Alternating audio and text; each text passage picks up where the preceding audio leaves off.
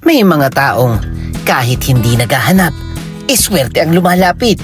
May mga taong todo kayod, pero parang laging kulang. Ngayong 2026, isang taon ng matinding pagbabago. Marami ang mga tanong. Swerte nga ba ako ngayong taon? Oh, baka naman malasin ako sa business. Hindi ito simpleng horoscope lamang. Hindi rin ito hula. Ito ay kwento ng swerte, timing at pagkakataon. At syempre, may mga kakilala kang magtataka. Bakit nga ba ang swerte nila ngayon? Kaya alamin natin kung kaninong zodiac sign ang pinakaswerte ngayong taon. At di fam, oo, lahat ng zodiac signs ay kasama rito. Tara at alamin na natin. Mr. D. Bakit nga ba iba ang 2026? Kasi ang 2026 ay taon ng career shifts, biglang yaman o maaaring biglang bagsak, pagtatapos ng mga maling relasyon, at simula ng malaking pangarap. Hindi pantay ang epekto nito sa bawat zodiacs, kaya may aangat, mayroon ding may hirapan muna. At sa ngayon, simulan na natin mula sa pinakahamon hanggang sa pinakaswerte. At number 12, Pisces, February 19 to March 20. Alam nyo bang si Daniel Padilla ay isang Pisces? Ang Pisces ay swerte sa intuition at creativity, pero emotionally heavy ang 2026 nila. May pagkakataon, oo, pero madalas napapaurong dahil sa emosyon. Napapangunahan ng takot at syempre, nauuwi sa mga sayang, hindi ko ginawa. Sayang, mali ang desisyon ko. Kapag natutunan ng Pisces na pagsamahin ng puso at utak, doon palang sisipa ang swerte. Number 11, Cancer, June 21 to July 22. Sikat na miyembro, si Judy Ann Santos. Ang Cancer ay swerte sa pamilya at emotional stability, pero kulang sa personal breakthroughs ngayong 2026. Merong healing, may closures, may peace of mind. Hindi man bongga sa pera, pero solid ang loob nila emotionally. At minsan di fam, yan muna ang kailangan bago syempre umangat sa buhay. Number 10, Virgo, August 23 to September 22. Celebrity example? Si Catherine Bernardo lang naman. Ang Virgo ay swerte sa structure at long-term success, pero masyadong maingat ngayong 2026. Meron silang career clarity, may direction, may tamang plano. Pero dahil sa sobrang pag-aanalisa at sobrang pag-iingat, nadedeli ang swerte nila. Tahimik, pero siguradong darating to. Late nga lang. At number 9, Libra, September 23 to October 22. Si Liza Soberano ay miyembro dito. Ang Libra ay swerte sa relasyon at partnerships, pero hirap na hirap silang magdesisyon ngayon. 2026 is about tamang tao, tamang kasama, at tamang kontrata. Pero hindi pwedeng laging neutral lang to.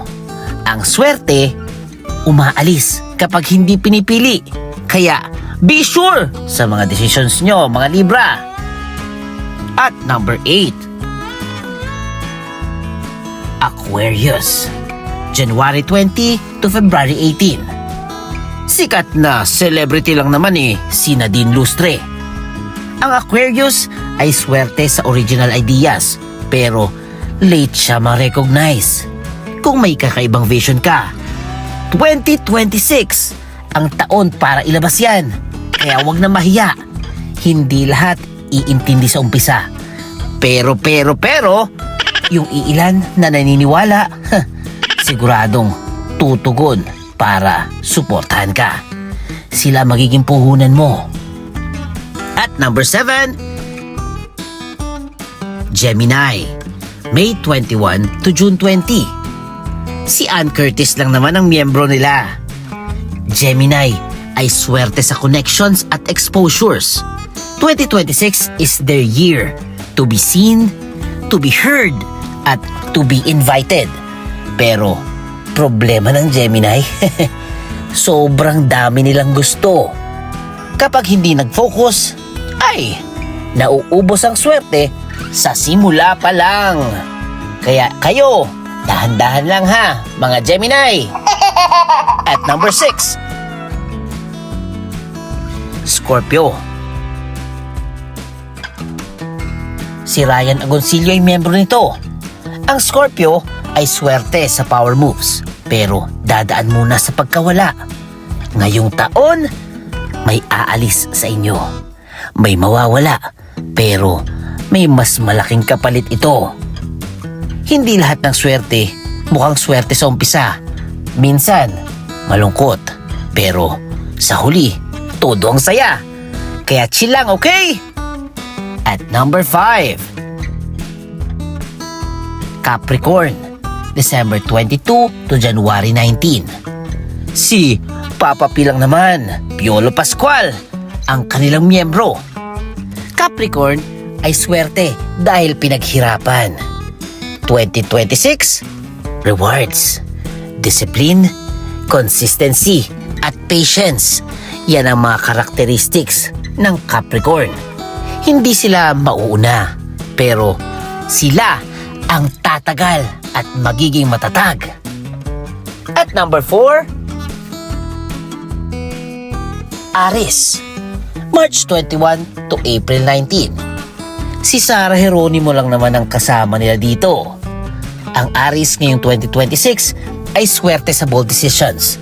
May biglang career move, may chance na mag-lead, may opportunity na hindi ibibigay sa may hinaang loob. Pero babala, ang sobrang bilis pwedeng maging panggaan. At number 3, Leo, July 23 to August 22. Si Vice Ganda ang kasama nila dito. Ang Leo ay swerte sa spotlight at recognition. 2026 is a year na papalakpak ang tao sa kanila. May mga awards, recognitions, praises, at followers na dadating sa inyo. Pero tandaan, ang yabang mabilis din bumagsak. Kaya keep your feet on the ground. Okay ba? And number 2, Taurus, April 20 to May 20. Si Bea Alonso ay kasama namin dito. Taurus ang swerte sa pera ngayong 2026. Woo!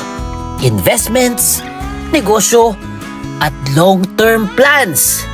Hindi flashy, hindi instant, pero sigurado at sure na sure. So go, go, go mga Toro! Woo! And at number 1, drum roll please, Sagittarius, November 22 to December 21. Si Taylor Swift lang naman ang kasama nila dito. Ito na, pinakaswerte ngayong 2026. Ang Sagittarius ay swerte sa bagong simula, paglipat ng lugar, career change, at big opportunities. Ang sikreto nila, hindi sila takot sa pagbabago. Habang ang iba nagdadalawang isip, ang Sagittarius umaabante. Kaya kung Sagittarius ka, huwag patumpik-tumpik. At syempre, huwag kalimutang mag-adapt sa changes. Kasi, kayo ang pinakaswerte ngayong taon! At yan ang pinakamaswerteng zodiac signs ngayong 2026.